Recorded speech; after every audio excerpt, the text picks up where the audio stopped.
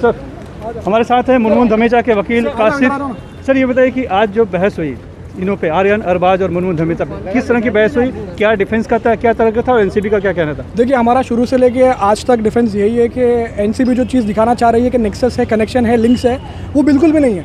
अगर वो है तो पहले यही प्रूव कर दो कि मुनमुन का आर्यन या अरबाज से कोई नेक्सस या कनेक्शन या लिंक या कॉन्टैक्ट या कोई फ्रेंडशिप है। सबसे बड़ा सवाल यही है। उन्होंने साफ तौर पर बताया कि ये कॉन्स्पिरेसी के तहत आता है और इसमें कमर्शियल क्वांटिटी का इस्तेमाल है और किसी की जानकारी में होना कि मेरे साथी के पास ड्रग्स है वो भी एक तरह से कॉन्शियस पोजीशन माना जाता है। देखिए जहाँ तक ये जो साथी की बात है, कॉन्शियस पोजीशन की बात है, कॉन्शियस पोजीशन का मतलब ये होता है कि मुझे पता है कि यहाँ पे ड्रग्स है, तो अगर ये कॉन्शियस पोजीशन का पार्ट अगर आता है तो ये पार्ट रिस्पोंडेंट का है, प्रूव करने के लिए उनको पता था। अब जैसे कि मुनमुन के केस की बात करते हैं हम, तो उनका खुद का पंचनामा ये बोलता है कि उस कॉर्नर में से, उस रूम के कॉर्नर में से मिला था, तो उसको कैसे कॉन्शियस पोजीशन बोला जाएगा जब इंसान वहाँ पे दो मिनट के लिए बस अंदर घुसा हुआ है और वहाँ पे रेड होती है और उसके साथ में और 2 लोग रहते हैं और उन 2 को अरेस्ट नहीं करता, तो क्या यहाँ पे इंकी पिंकी पोंकी करके किसी पर्टिकुलर आदमी को अरेस्ट कर लिया? तो दिस इज कम्प्लीटली बोगस।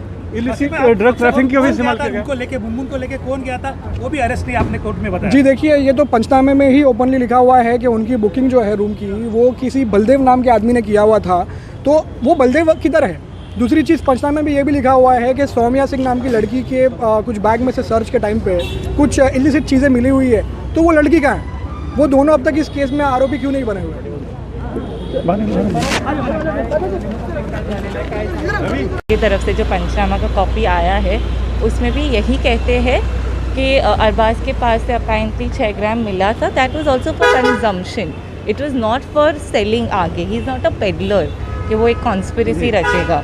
तो कॉन्स्पिरेसी का चार्ज तो बनता ही नहीं। ऊपर से पंचनामा में कहीं पर भी ये नहीं लिखा है that they seized the mobile phones. तो कहाँ से आपने सीज किए, अंडर व्हाट?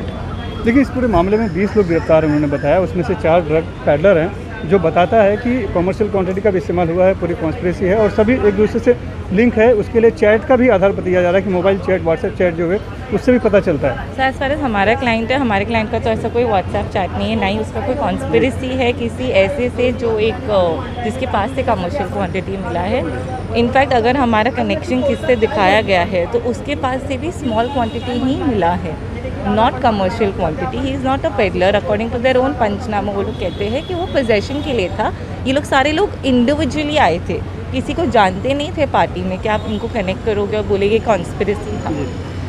लेकिन एनसीबी का तो यही आरोप है कि सभी एक दूसरे से कहीं ना कहीं कनेक्ट है और ये कॉन्स्पिरेसी के तहत हुआ है। सो वो एनसीबी का काम है, वो वही आर्ग्यू करेंगे। They do not want anybody to come out, they want to investigate the matter.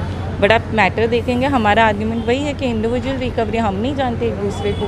Maximum you can charge us for consumption, punishment is up to 6 months। Arbaz और आर्यन की पूछताछ पर ही अचित कुमार की बाद में गिरफ्तारी हुई थी। इसके अलावा और एक ड्रग पैडलर की गिरफ्तारी बताई जा रही है। एग्जैक्टली सर, अगर आप देखेंगे तो उनके पास से भी स्मॉल क्वांटिटी मिला है, उनके पास से कमर्शियल क्वांटिटी नहीं मिला है। अगर for the sake of it, even if you read into it कि इनके कहने पर उनको पकड़ा है, तो उनके पास से भी वही मिला है। As far as you know the statement is not admissible only. तो हमारे पास से इंडिविजुअल रिकवरी है, स्मॉल क्वांटिटी फॉर कंजम्पशन है, punishment is up to 6 months। तो अब आप लोग का तर्क क्या है, किस बिना पे आपको लग रहा है कि हमारे मुवक्किल को जमानत मिल जानी चाहिए? सर जमानत मिलनी चाहिए बिकॉज हमारा कोई कॉन्स्पिरेसी है ही नहीं, इंडिविजुअल रिकवरी। हम किसी को नहीं जानते थे वहाँ पे। आपके कहने के हिसाब से हम वहाँ पे अगर 6 ग्राम चरस लेके आए थे, that was for consumption sir. Consumption का punishment is only up to 6 months। लेकिन अभी जांच चल रही है, इनका कहना है कि सबूतों के साथ छेड़खानी हो सकती है, तो गवाहों पर प्रभावित किया जा सकता है। सर तो इसीलिए ना बेल जब बेल देते हैं तो एक कंडीशन होती है, you will not tamper with the evidence, you will attend the court and everything. और इनके पास से जो इन्वेस्टिगेशन था, अगर इनके हिसाब से हमने जिससे लिया था वो तो आपको मिल गया है, तो हमारे कनेक्शन का तो आपका इन्वेस्टिगेशन हो गया है। तो मेट्रोपॉलिटन मजिस्ट्रेट कोर्ट के पास जब जमानत की अर्जी खारिज हुई थी, ये कहा गया था कि उनका जुरिडिक्शन नहीं है, अधिकार क्षेत्र नहीं है। सेशन कोर्ट, एनडीपीएस कोर्ट का तो अधिकार क्षेत्र है। तो अब आपकी उम्मीद है कि यहाँ ज़रूर मिल जाएगा? जी हमारी तो उम्मीद है कि यहाँ ज़रूर मिल जाएगा, क्योंकि ये प्रॉपर स्पेशल एनडीपीएस कोर्ट है, इनको लॉ पता है, इनके पास जुरिस्डिक्शन है और इंडिविजुअल रिकवरी स्मॉल क्वांटिटी है, तो बेल मिलना ही चाहिए। अब सुनवाई कल कितने बजे होगी? कल सर सुबह जब उनका बोर्ड ख़त्म हो जाएगा उसके बाद ये सुनवाई वापस शुरू होगी, अंदाज़ा 12:30 तक। धन्यवाद। Thank you. ये अरबाज मर्चेंट की वकील हैं अलीसा, जो बता रही हैं कि पूरी उम्मीद है, क्योंकि जो मेट्रोपॉलिटन मजिस्ट्रेट कोर्ट में जो खारिज हुई थी अर्जी, ये कहकर कि उनका अधिकार क्षेत्र नहीं है, जबकि यहाँ पर स्पेशल एनडीपीएस कोर्ट है, सेशन कोर्ट है, इनका अधिकार है। और जो सभी लोग जो हैं, जो तीनों जो हैं, खास करके इनका जो मुवक्किल है उसके पास से बहुत ही स्मॉल क्वांटिटी मिली है। तो कॉन्स्पिरेसी में कहीं इनका रोल बनता नहीं है, तो स्वाभाविक तौर पर जमानत मिल जानी चाहिए, ऐसी इनकी उम्मीद है। मुंबई से कैमरामैन धनेश के साथ सुनील सिंह, NDTV इंडिया।